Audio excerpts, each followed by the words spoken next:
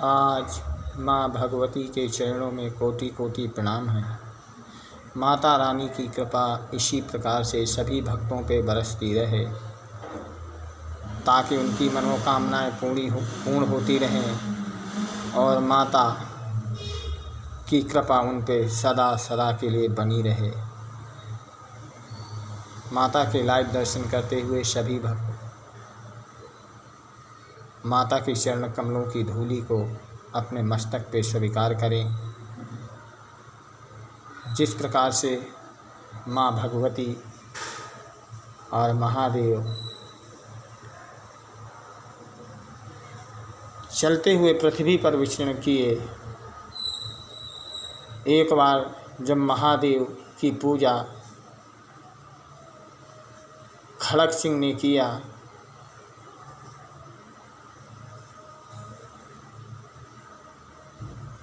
तो वो खड़ग सिंह को ज्ञान नहीं था कि महादेव की पूजा किस प्रकार से करना चाहिए।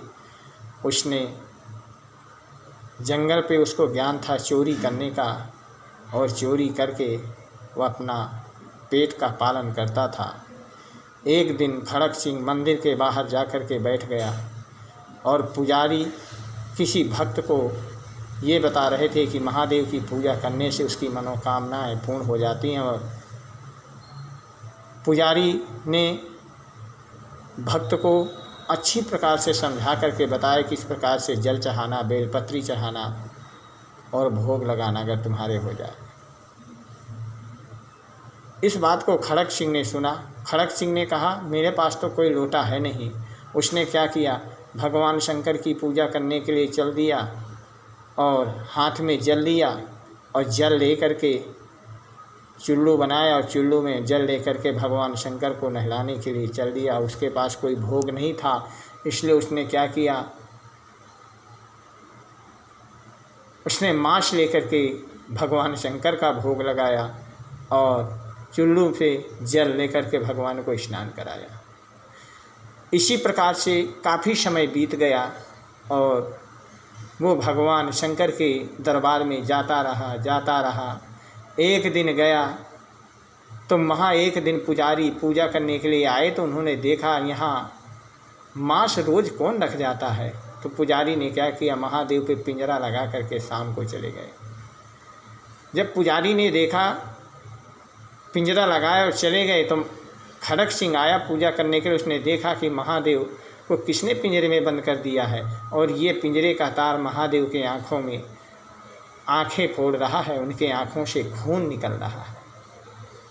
इस प्रकार से उसने माँ भगवती को याद किया और माँ भगवती को याद करके उसने अपने चक्कू लेकर के अपनी आँखें लेकर के निकाल करके महादेव को अर्पण कर दिया और महादेव प्रकट हो गए। महादेव जब प्रकट हुए तो वहाँ पर महादेव ने कहा खड़ग सिंह तुम क्या मांगना चाहते हो, मुझसे वरदान मांगो। खड़ग सिंह ने कहा बोले प्रभु आपके दर्शन हुए और मुझे क्या चाहिए। इस प्रकार से खड़ग सिंह को भगवान शंकर ने दर्शन दिया। कहते हैं कि अगर भक्त के अंदर भाव है तो भगवान को दर्शन देना ही पड़ता है, चाहे उसके कर्म कितने भी बुरे ना हों, और वह अपने कर्मों को बदल करके भगवान की शरण में चला जाता है। आज दिन बुधवार, तिथि एकादशी, शाम को 3:55 तक रहेगी। इसके बाद कामिका एकादशी रहेगी और इसके बाद द्वादशी प्रवेश कर जाएगी।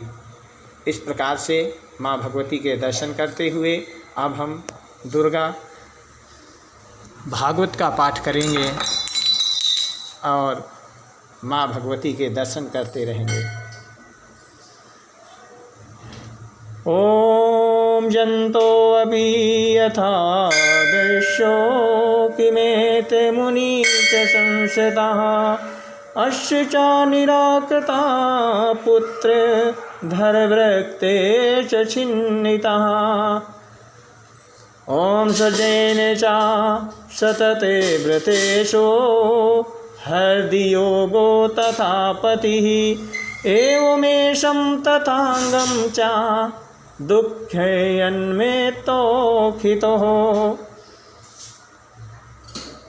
भगवान ने कहा, मार्कंडेय जी पूछ रहे हैं कि मुनि श्रेष्ठ, यह आप जानते हुए भी यह आप क्या कर रहे हैं?